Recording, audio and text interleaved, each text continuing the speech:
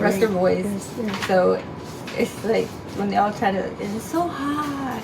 Yeah. I said, Yeah. well, yeah, and I said, they're like, well, we have the fan, yeah, but the batteries are already dying. I couldn't even tell you how many batteries we went through in 5 months. Wow. Wow. And it's expensive. It is. For those It batteries is. too. Like I kind of just Yeah. catch them if they're on sale. Mm-hmm. But Mm-hmm. and they have this little flashlight, like solar flashlight thing, but Wow. that doesn't really. No, right. I do have some things that will probably help. I have a solar, like it's a small fold-out solar panel. I'll have you just fill out some paperwork so that you can take that home today. I also do have a bag of some toiletries just to add to some of the things that you do have. How are you doing as far as laundry soap? Even toilet paper, things Just like ran out that. of laundry soap. Toilet paper is good because there's like never toilet paper up there. Oh yeah.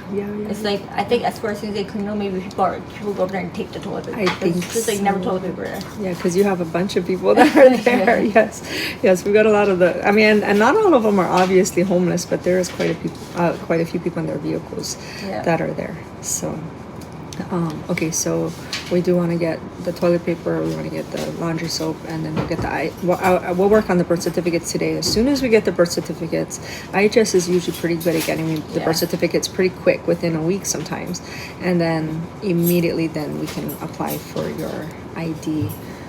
As far as the housing, I am going to make a call because it sounds like you've done everything on your part. I can't think of. I don't know which way to go. I don't know anything else you can do. Stuck.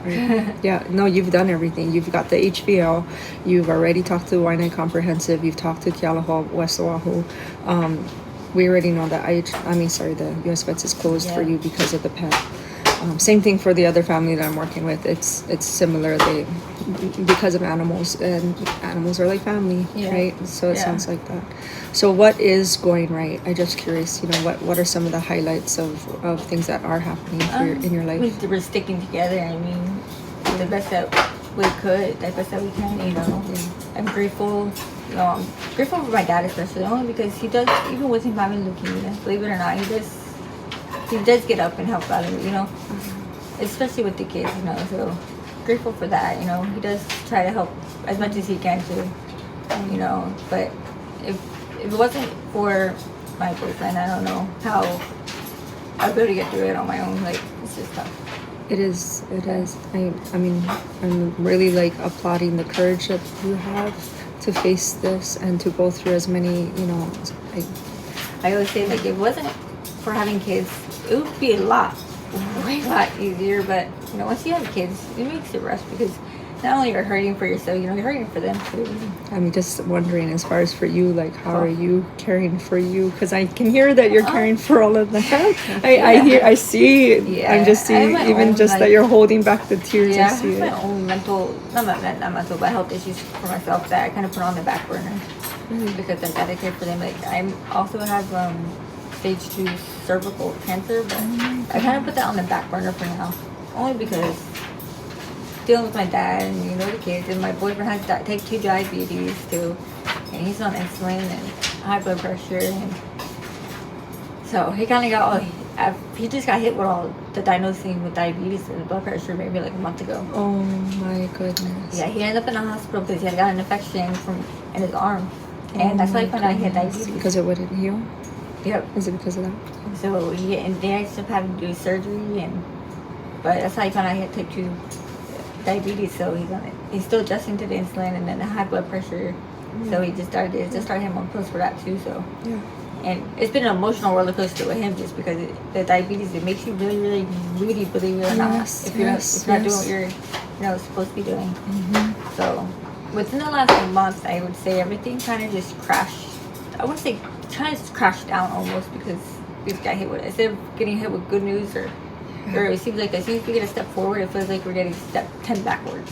I hear you. I hear you, because you lose the house and you lose your mom. Your dad's battling cancer. You're not sure when that's going to happen. He doesn't want to take medication.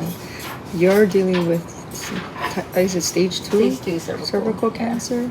And then you find out about diabetes. And we're not moving forward in 5 months on housing. And all the kids have ADHD. So how are you? Are very, very hyper all the time.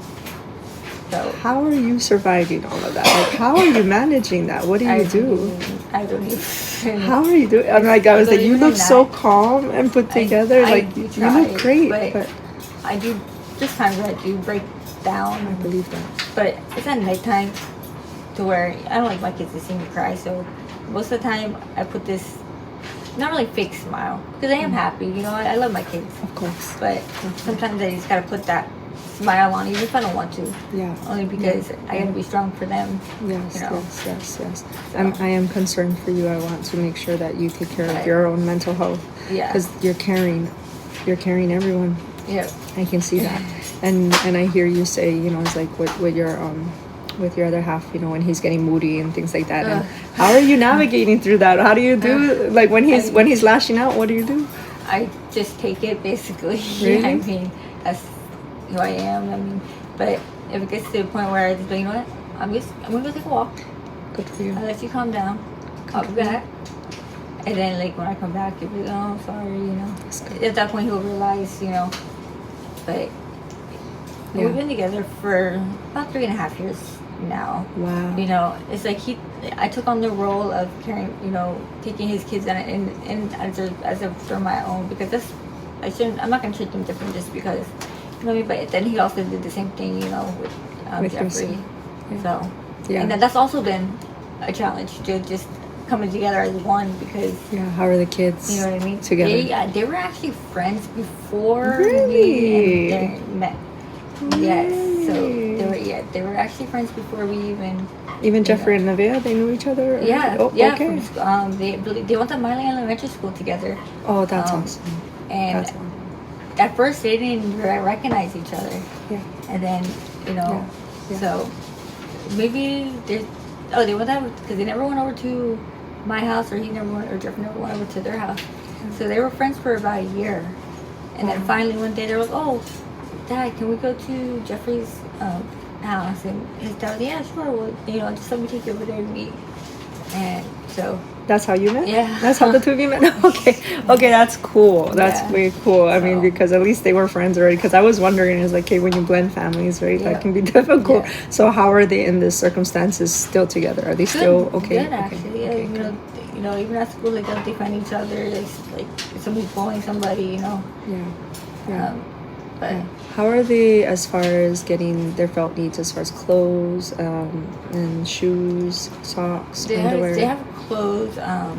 Their shoes are kind of wearing out just because they do a lot of running and playing. Okay. What sizes? Do you know? Sizes? They size 5. All of them? No, Nevaeh is a 8. 8, and who's size 5? Jeffrey and Sam. Jeffrey. Oh, Jeffrey and Sam. Oh, they're both the same size? Yeah. Oh, wow. Okay, I'm gonna look. I'm going to definitely see what we can do as far as, because at that age, we want them to feel, you know, that they don't stand out. Yeah. And they definitely have a challenge with that. Yeah. And the only other thing is, I even talked to school about, you know, this. Okay, so their school shirts. Yeah. They only have like 2, so they switch back and forth like between those shirts like all week. And I've told this school at first, and they're like, oh no, that's fine, you know, we can get you some free, you know, because their situation. 3 nothing. each. They're supposed to get 3 each. Nothing.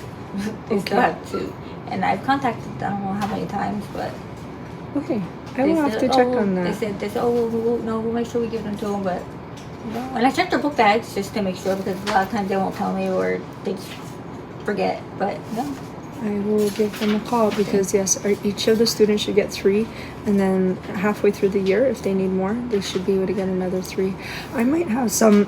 I wasn't sure about inside that cabinet. There's some shirts, and I was like, is that the Waianae Intermediate? Because it was here before I came.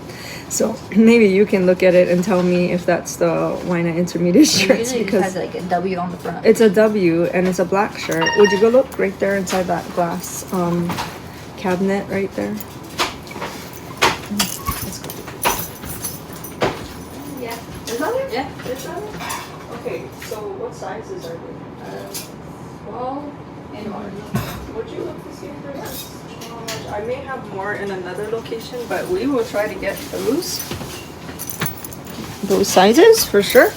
If we can find 3 each of the small and large, Boys are let me small, know. girls are large. The bear was large? Oh.